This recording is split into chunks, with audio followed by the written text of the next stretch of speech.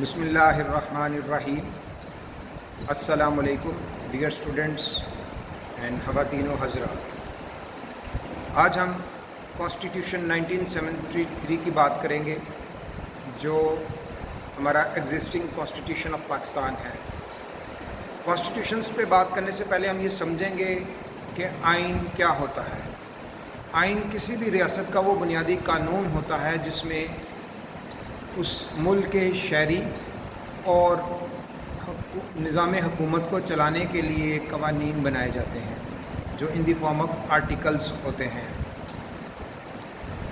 یہ ایک سیاسی وجود اور اختیارات اور کارکردگی کو محدود اور متعین کرتا ہے، اور دنیا میں اس ٹائم انڈین جو کانسٹیٹیوشن ہے وہ سب سے طویل تحریری آئین ہے اور سب سے مختصر آئین امریکن کانسٹیٹیوشن کہلاتا ہے، ویراز جو برٹش کانسٹیٹیوشن ہے وہ ان ریٹن فارم میں ہے۔ آئین اور قانون میں بنیادی فرق کیا ہوتا ہے؟ آئین کو ہمیشہ مقدس قانون سمجھا جاتا ہے۔ اس کی بنیادی وجہ اس کے دو پلرز ہیں۔ ایک پلر جو اس کی سینٹٹی، یعنی کہ یہ عام قوانین سے مختلف ہوتے ہیں اور ان کو تبدیل کرنے کا طریقہ کار بھی اس میں متعین ہوتا ہے۔ دوسرا، ان کو امینڈ کرنے کا، ترمیم کرنے کا طریقہ کار ہے وہ مشکل اور پیچیدہ ہوتا ہے، اور آئین کی خلاف ورزی کی صورت میں اس کی سزا بھی متعین کر دی جاتی ہے، جبکہ عام قوانین کو عدالتی نظائر سے، پریسیڈنٹ سے اور دستیاب وسائل سے تبدیل کیا جا سکتا ہے۔ آئین سازی کا اختیار ریاستوں کا سوورن اختیار ہے، سوورنٹی جس کو ہم اقتدار اعلیٰ کہتے ہیں، اس کے تحت ہوتا ہے، اور آئین جو ہے یا تو طاقت سے بنایا جاتا ہے یا عوامی نمائندگی سے آئین کو بنایا جاتا ہے۔ آئین بنانے کا جو بنیادی مقصد ہے وہ کاروبار حکومت کو چلانا اور شہریوں کے حقوق اور فرائض کا تعین کرنا ہے تاکہ وہ اپنی زندگی جمہوری اور آزادی سے بسر کر سکیں۔ تو عزیزان گرامی، بات ایسے ہے کہ 1973 کا آئین، جس کو ذوالفقار علی بھٹو کے دور حکومت میں بنایا گیا تھا، یہ آئین، اس سے پہلے تھوڑی سی بات ذوالفقار علی بھٹو پہ کر لیتے ہیں، اس کے اوپر بعد میں ہم بات کریں گے، لیکن ذوالفقار علی بھٹو جو ہیں ویری ایمبیشیس آدمی تھا، اور جنرل محمد ایوب خان کی کیبنٹ میں بڑے امپورٹنٹ پورٹ فولیو پہ اس نے انجوائے کیا۔ وہ کامرس منسٹر تھا، وہ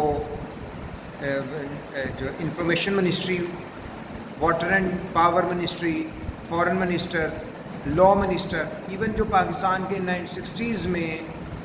جو پاکستان نے انٹرنیشنل معاہدے کیے اس میں بنیادی کردار ذوالفقار علی بھٹو کا تھا۔ اصل میں مسئلہ ایسا ہے کہ جو ہمارے جو ملٹری لیڈرز ہوتے ہیں، انہوں نے ایک متعین اور طے کردہ طریقہ کار کے مطابق زندگی گزاری ہوتی ہے۔ ان کی تربیت ایسی ماحول میں ہوتی ہے کہ یہ دلیل اور منطق کو، لاجک کو اگر ان کو اپیل کر جائے تو وہ درست تسلیم کر لیتے ہیں اور پھر اس کے مطابق وہ عمل کرتے ہیں۔ تو ذوالفقار علی بھٹو چونکہ انٹرنیشنل پڑھا لکھا انسان تھا، ذہین آدمی تھا، بکس ریڈ کرتا تھا، تو اس نے آلموسٹ جو جنرل محمد ایوب خان ہے اس کے جو مائنڈ ہے اس کو کیپچر کر چکا تھا۔ تو جو کانسٹیٹیوشن تھا یہ ایسے مشکل حالات میں بنا۔ اس سے پہلے جو کانسٹیٹیوشن 1962 کا تھا وہ جو absolutely presidential form of government تھا، اور اس میں جو پریزیڈنٹ تھا اس کو ایبسلیوٹ پاورز تھیں۔ پھر جو سقوط ڈھاکہ، جو فال آف ڈھاکہ ہوا جس کی وجہ سے مشرقی پاکستان سے علیحدہ ہوا اور انریسٹ تھا کنٹری میں، بغاوت کا ایک ماحول تھا، تو جنرل محمد یحییٰ خان جو اس وقت چیف مارشل ایڈمنسٹریٹر تھے، ان کی وجہ سے جب مشرقی پاکستان اور مغربی پاکستان کو دو حصوں میں تقسیم کر کے بنگلہ دیش اور پاکستان بنا دیا گیا، تو 20 دسمبر 1971 کو یہ جنرل محمد یحییٰ خان نے ذوالفقار علی بھٹو کو جو اس وقت سیکیورٹی کونسل میں فال آف ڈھاکہ سے متعلق انٹرنیشنل جو کمیونٹی تھی اس کا تعاون کے لیے کوشاں تھا، ان کو بلایا گیا اور ان کو پھر پاکستان کا پہلا جو chief martial law civil chief martial administrator اور پریزیڈنٹ آف پاکستان بنایا۔ انہوں نے ایک کمیٹی بنائی، اس کمیٹی کے اندر جو تھے چونکہ جو 70 کی جو کہ انتخابات تھے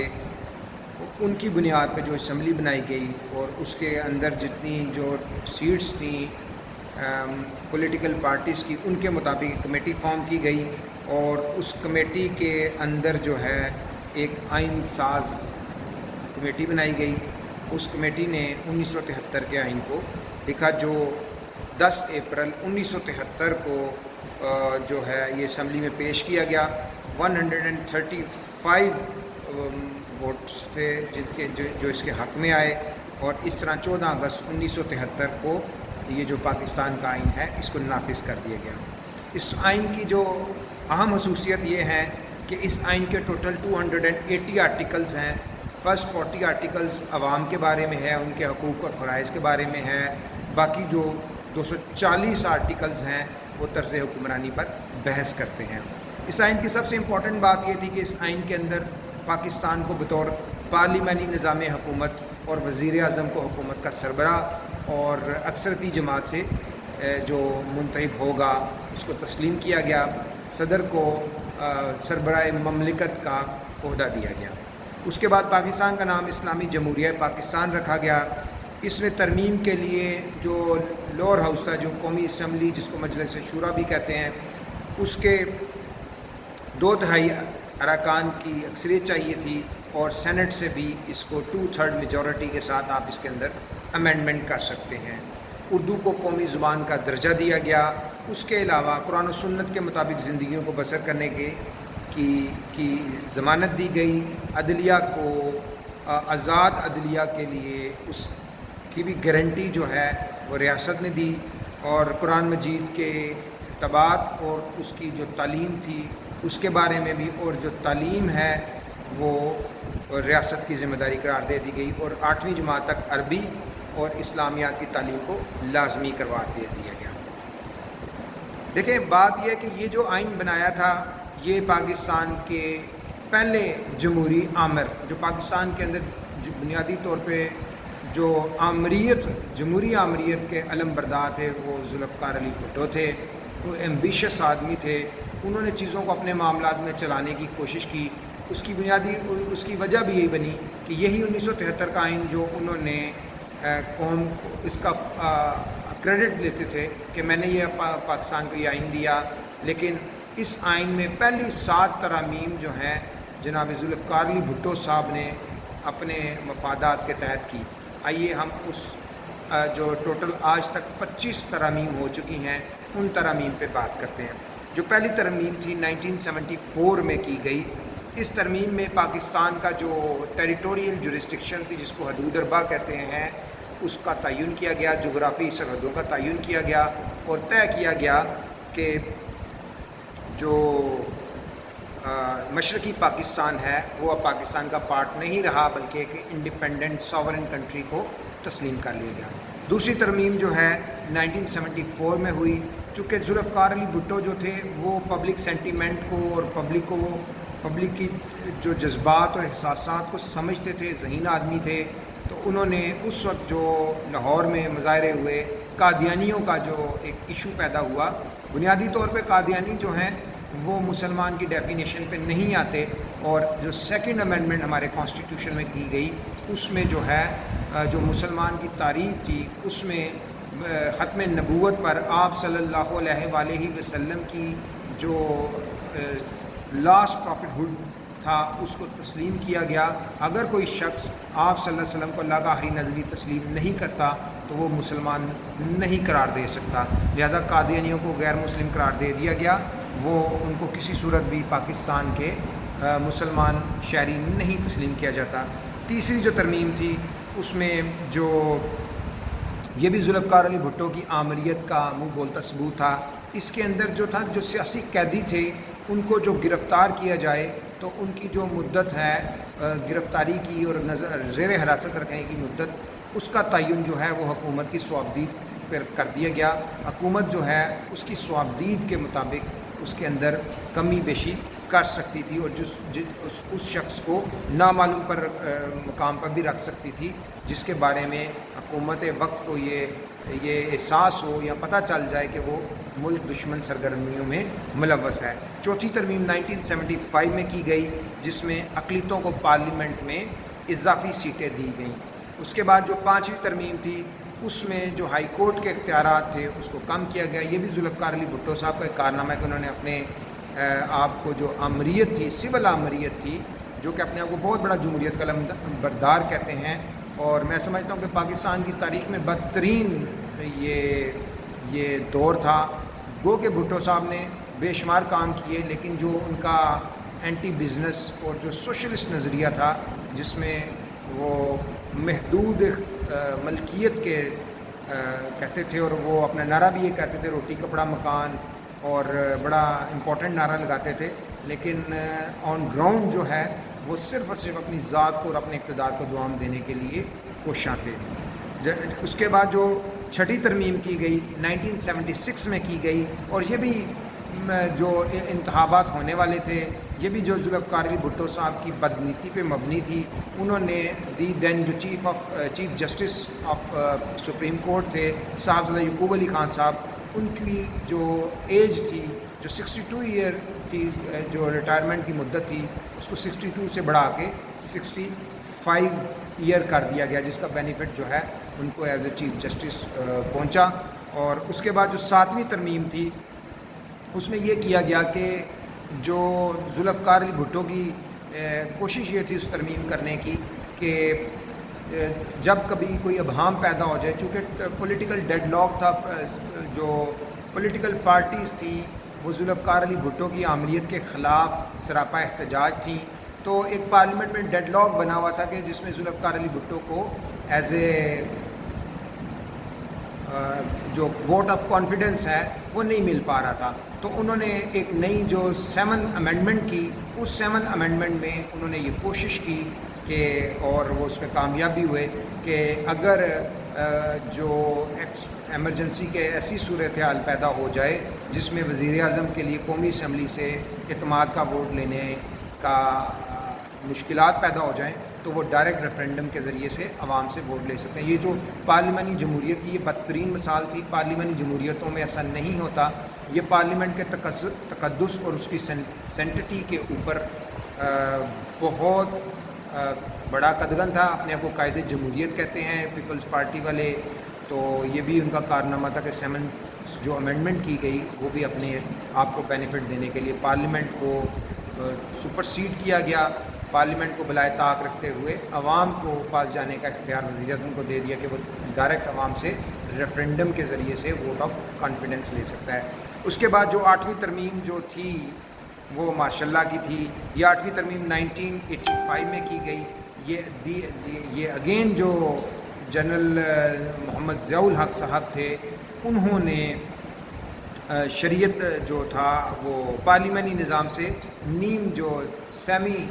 پریزیڈینشل فارم کی طرف لے گئی، یعنی کہ سارے اختیارات جو ہیں صدر کو دے دیے۔ 58(2)B آرٹیکل آئین کا جو 58 آرٹیکل تھا اس میں 2A جو کلاس تھی اس کو ایڈ کیا گیا، اس کے تحت صدر پاکستان کو اسمبلی کو ڈیزالو کرنے کے اختیارات تفویض کیے گئے۔ یہ بھی اپنے جو نیک نیتی، میں سمجھتا ہوں کہ یہ نیک نیتی نہیں تھی، اپنے جو سیاسی اقدامات تھے اور اپنے سیاسی پاور کو جنرل محمد ضیاء الحق نے یوز کرتے ہوئے 8ویں ترمیم کی، جس کے تحت حدود آرڈیننس آئے۔ یہ وہ ترمیم ہے جو بنیادی طور پہ پاکستان کے اندر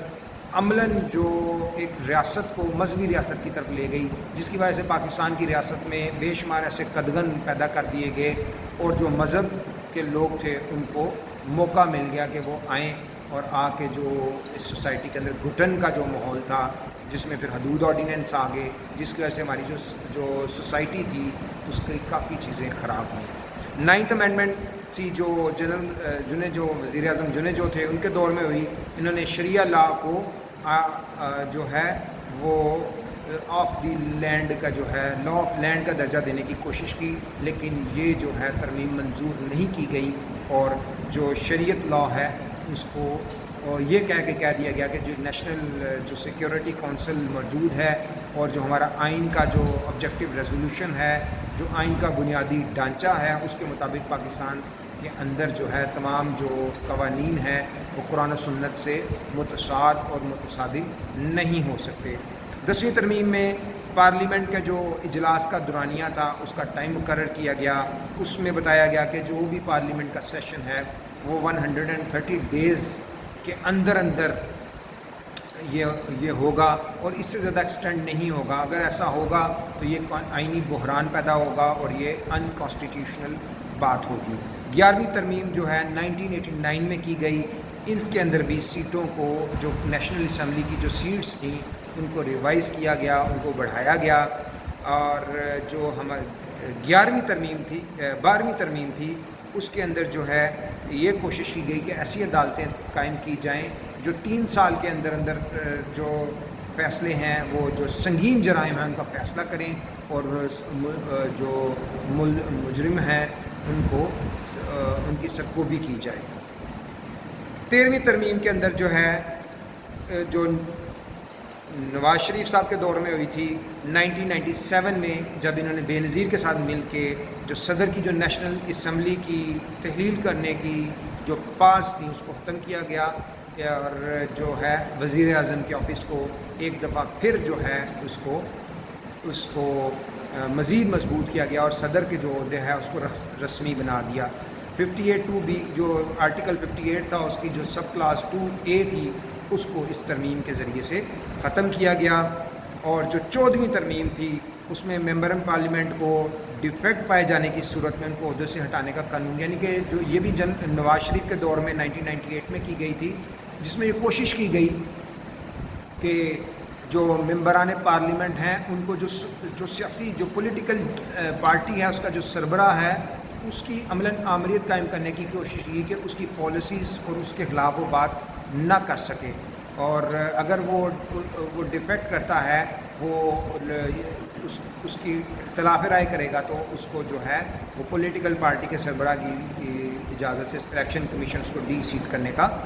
پابند ہے۔ اس کے علاوہ 15ویں ترمیم میں بھی ایک دفعہ پھر جو ہے 1998 میں یہ کی گئی تھی، اور اس کے تحت پاکستان میں ایک دفعہ پھر شریعہ لا لانے کی کوشش کی تھی۔ اس میں نواز شریف وزیر اعظم تھے، ان کے پاس ہیوی مینڈیٹ تھا، یعنی کہ ان کے پاس 2/3 میجورٹی تھی، اور وہ بڑی آسانی سے آئین میں ترامیم کر سکتے تھے۔ تو انہوں نے سپریم لاز لانے کے لیے بنیادی طور پہ وہ پاکستان میں اسلام تو لانا نہیں چاہ رہے تھے، تو بیسیکلی اپنے آپ کو خلیفہ بنانا چاہ رہے تھے، اور تمام پاورز جو ہیں ہمیشہ کے لیے، یعنی کہ پاکستان میں جمہوریت ملک سے بادشاہت کی طرف جانا چاہ رہے تھے، تو جو کہ اس کے بعد پھر انہوں نے 12 اکتوبر 1999 کو ان کو معزول کر دیا گیا۔ اس کے بعد 16ویں ترمیم تھی اس کے اندر جو ہے یہ کوٹا سسٹم، اس کی مدت کو 20 سے بڑھا کر 40 سال تک کر دی گئی، یعنی کہ اس کی وجہ سے بھی ہماری جو تھے اس میں بے شمار لوگوں کو بینیفٹ ملا، سرکاری ملازمین کو اس کا فائدہ ہوا۔ 17ویں ترمیم میں صدر کی پاورز میں ایک دفعہ پھر اضافہ کیا گیا۔ یہ جنرل محمد یہ جو پرویز مشرف تھے، یہ 2003 میں یہ 17ویں ترمیم ہوئی تھی۔ جنرل مشرف نے ایک دفعہ پھر جو ہے جو پارلیمنٹ کو تحلیل کرنے کے، ڈیزالو کرنے کے جو اختیارات تھے وہ حاصل کیے، اور 17th امینڈمنٹ کے ذریعے سے پاورز جو ہیں، اور اس کے علاوہ لوکل باڈیز کو بھی انہوں نے اسی امینڈمنٹ کے ذریعے سے امپاور کیا۔ 18 امینڈمنٹ وہی جو جس کی وجہ سے آج بے شمار مسائل پیدا ہو گئے ہیں۔ 18ویں ترمیم جو ہے جس کے اوپر کل ہم نے بات کی تھی، یہ 18 امینڈمنٹ جو ہے اس نے پاکستان کی جو فیڈریشن ہے اس کی جڑوں کو کھوکھلا کر دیا۔ پاکستان عملاً ایک کنفیڈریشن بن چکی ہے۔ کل بھی ہم نے اس میں بات کی تھی کہ پاکستان کو عملاً بالکنائز کر دیا ہے۔ جو 18 امینڈمنٹس کے ذریعے سے انہوں نے تمام مالی اور انتظامی اختیارات جو ہیں وہ پرائم منسٹر سے، وفاق سے لے کے صوبوں کو منتقل کر دیے، جس میں ہیلتھ ہے، جس میں تعلیم ہے، اور دوسرے بے شمار ایسے جو اختیارات ہیں جو صوبوں کو جب ملے تو وہ انہوں نے ایک اپنی مطلق العنانیت قائم کر دی۔ انہوں نے اپنے آپ کو جو چیف منسٹر سے اس کا بینیفٹ حاصل کیا، اپنی مرضی سے فنڈ کا اختیارات کیا. اب جو عملاً ہے پاکستان کا جو وفاق ہے وہ 24 کلومیٹر کا ہے، یعنی کہ اسلامی آباد کی جو ٹیریٹوریل جورسڈکشن ہے 24 کلومیٹرز کی ہے. اور بڑی بدقسمتی ہے اس کے اندر 50 جو ہیں اس ٹائم جو ہمارے سٹنگ پرائم منسٹر ہیں ان کے 50 وزراء ہیں، معاون خصوصی ہیں، مشیران ہیں، اور اس ٹائم جو ہے عملاً وفاق کے پاس کوئی اختیار نہیں ہے. سب جو میجر اختیارات ہیں وہ صوبوں کے پاس چلے گئے. اور یہ جو کرونا کا بحران ہے، اس بحران کے اندر بھی آپ نے دیکھا کہ کس طریقے سے جو ریاست ہے اس کی جو کنفیڈریشن جو فیڈریشن ہے اس کے اندر کتنا ابہام پیدا ہے کہ ایک جو فیڈرل گورنمنٹ ہے وہ ایک لائن آف ایکشن پہ کام کر رہی ہے، پروونشل جو گورنمنٹ ہے صوبائی حکومتیں ادر لائن آف ایکشن پہ کام کر رہی ہیں، اور جس کی وجہ سے ایک عجیب کنفیوژن پیدا ہو گئی. اور اس میں اب جو پاکستان کی اسٹیبلشمنٹ ہے جنہوں نے ہمیشہ سے جو پاکستان کی جو پولیٹیکل لاٹ ہے اس کو کنٹرول کیا ہے، اور عملاً پاکستان کے اندر جو ہے جو پاکستانی اسٹیبلشمنٹ ہے جس کو ہم کہتے ہیں ملٹری لیڈرز، ملٹری جو پالیسی میکرز ہیں جس میں کور کمانڈرز آ جاتے ہیں، اس کے علاوہ ملٹری اسٹیبلشمنٹ کے جو اسٹیک ہولڈرز ہیں، سول بیوروکریسی کے جو سیکٹری ڈیفینس فیڈرل سیکٹریز ہیں وہ، اور جوڈیشری، یہ تمام مل کے پاکستان کی اسٹیبلشمنٹ ہے. اور یہ پاکستان کو چلاتے ہیں اپنے بندوبست کے تحت. اور ان کی پوری کوشش ہوتی ہے کہ یہ سیاستدانوں کو یوز کرتے ہیں، چونکہ پولیٹیکل پارٹیز کا جو انسٹیٹیوشن ہے وہ بڑا ویک ہے. جمہوریت کا جو بنیادی ادارہ ہے وہ سیاسی جماعتیں ہیں. سیاسی جماعتیں ختم ہو چکی ہیں، سیاسی جماعتوں کے اندر ملوکیت ہے. آپ دیکھیں آپ کے پاس پیپلز پارٹی ہے، ذوالفقار علی بھٹو نے بنائی، اس کا خانوادہ، اس کی نسلیں جو ہیں آج ہم پہ مسلط ہیں، اور ان کی جو ہے ملوکیت والا ہے اس کو نہیں کر سکتے. اگر آپ مسلم لیگ نون میں آ جائیں تو یہاں پہ بھی ان کے ہی فیملیز کو آگے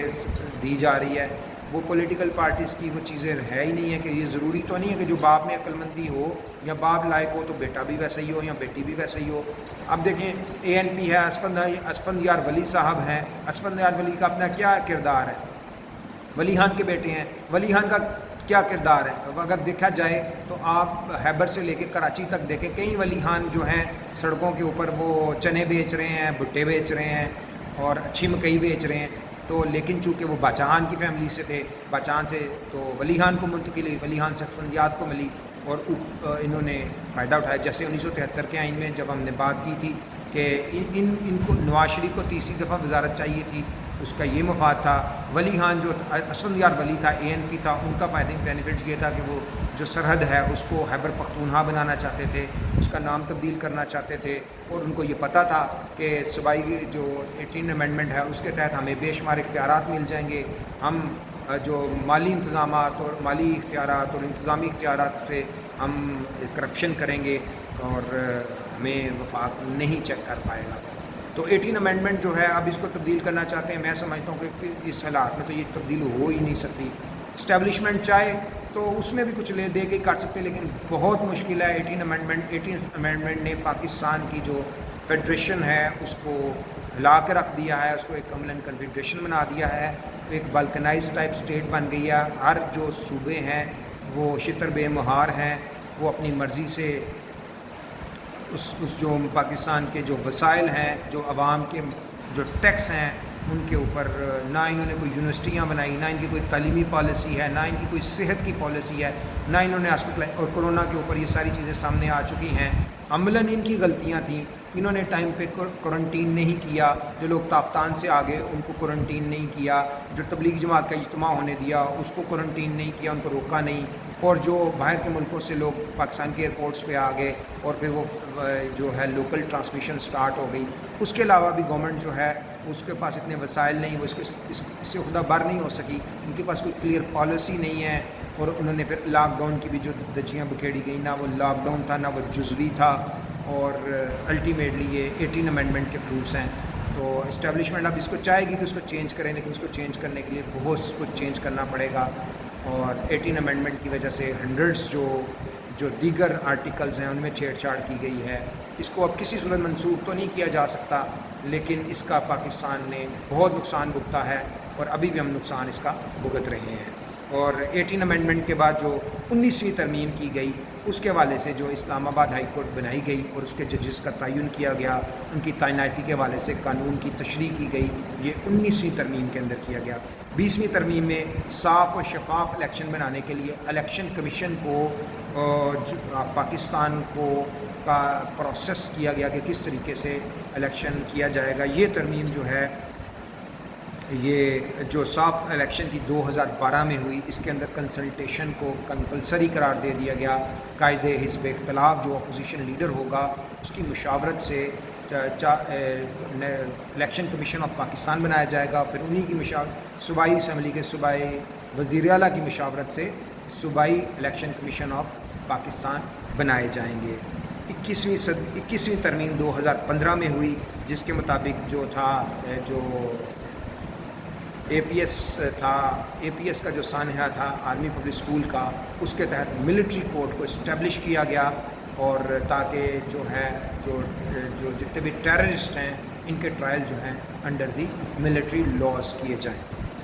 22ویں ترمیم میں chief election commission of Pakistan کی اہلیت کا دائرہ کار تبدیل کر کے اس میں بیوروکریٹس اور ٹیکنوکریٹس کو بھی شامل کر دی گئی۔ اس سے پہلے ایسا ہوتا تھا کہ جو پاکستان کے اندر چیف الیکشن کمیشن بنایا جاتا تھا وہ لازمی طور پہ جوڈیشری سے لینا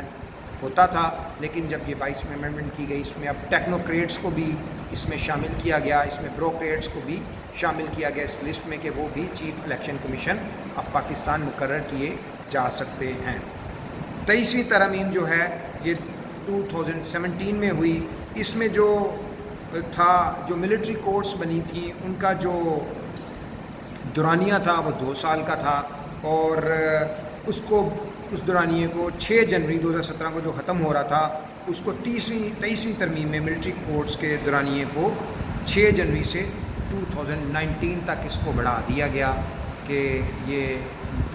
6 جنوری 2019 پر، اس کے بعد پھر انہوں نے فردر اس کو ایکسٹینڈ کرنے کی کوشش نہیں کی۔ 24ویں جو ترمیم تھی اس میں مردم شماری کی بنیاد پر جو حلقہ بندیاں کی گئیں، جو حلقے بنائے گئے، ان کی تشکیل نو کا اختیار دیا گیا، ان کو دوبارہ تشکیل نو کیا گیا۔ اور جو 25ویں ترمیم تھی اس میں 31 مئی 2018 کو اس کے اوپر دستخط کر دیے گئے تھے۔ فاٹا کو جو فیڈرل ایڈمنسٹریٹو ٹرائبل ایریا تھے جہاں پہ FCR کا قانون رائج تھا، اس کو انہوں نے کنورٹ کر دیا اس کے اندر KPK کے اندر، خیبر پختونخوا کے اندر۔ اس طرح جو آپ کا جو 1973 کا آئین ہے وہ آج اپنی اصل شکل سے کوسوں دور جا چکا ہے۔ اس کی روح کے مطابق جو تھا یہ آئین، اس کے مطابق اب یہ آئین نہیں رہا۔ اس کے اندر آج تک 25 ترامیم ہو چکی ہیں، اور دور جدید میں اس کی جو جو اس کے لیے چاہیے، جو پاکستان کے لیے میں سمجھتا ہوں کہ ایک نیا عمرانی معاہدہ کیا جائے، ایک نیا کانسٹیٹیوشن از ہائیلی ڈیمانڈڈ، کیونکہ یہ جو 1973 کا کانسٹیٹیوشن تھا یہ ذوالفقار علی بھٹو نے اپنے دور حکومت کو دوام دینے کے لیے، اپنی شخصیت کو، اپنے اقتدار کو تحفظ دینے کے لیے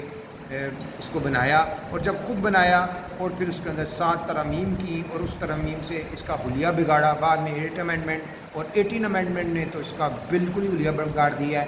تو عزیزان گرامی، میری رائے کے مطابق جو یہ کانسٹیٹیوشن ہے اس کو تبدیل ہونا چاہیے، ایک نیا کانسٹیٹیوشن آنا چاہیے، اور انشاءاللہ تعالی میں ایک نیا ویڈیو لاگ بناؤں گا جس میں ہم بات کریں گے کہ ہمارا جو ملک ہے اس کی نفسیاتی اور جو سماجی حیثیت ہے اس کے مطابق جو ہمیں کانسٹیٹیوشن ہے وہ کون سا کانسٹیٹیوشن بنانا چاہیے جو کانسٹیٹیوشن ہمارے کام آ جائے گا۔ ISSB اسٹوڈنٹ کے حوالے سے یہ ہے کہ ان کے انیشیل ٹیسٹ میں اس کے آرٹیکلز کے حوالے سے آ جاتا ہے۔ یہ 14 اگست 1973 کو اس آئین کو نافذ کیا گیا تھا۔ اس کے ٹوٹل 280 آرٹیکلز ہیں، 40 articles about the rights of the جو ہے پیپل آف پاکستان ہیں، اور باقی 240 آرٹیکلز اباؤٹ دی فنکشن انتظامی ڈھانچہ ریاست کو چلانے کے طریقہ کار پر مبنی ہے۔ میں امید اگر آپ کو اس بارے میں کسی بھی کوشچن اور ابہام کا شکار ہوں تو ضرور کمنٹ کریں۔ ضرور اس پہ پوچھیں، انشاءاللہ تعالی ہم اس کے اوپر بات کریں گے۔ Thank you very much. السلام علیکم۔ اللہ تعالی ہم سب کا حامی و ناصر ہو، ہم سب کو عافیت عطا فرمائے، آمین۔ اللہ حافظ، السلام علیکم۔